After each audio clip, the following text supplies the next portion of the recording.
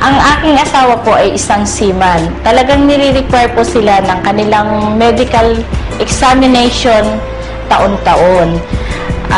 Lately na lang po, nani-require po sila na examination nila para sa Hepa B. At na-surprise po kami nang nalaman namin na reactive po pala sa kanya ang Hepa B. Nag-second opinion po kami sa ibang doktor and then sinabi na wala nang kagalingan ang Hepa B.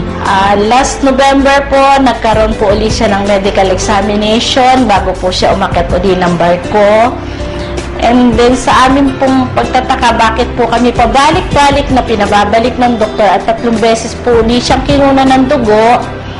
At nang tinanong namin po ang doktor kung bakit, sinabi po sa amin na non-reactive na yung kanyang Hepa B. Tinanong po kami ng doktor kung anong tinitake niya. At sinabi po namin na naniniwala po kami na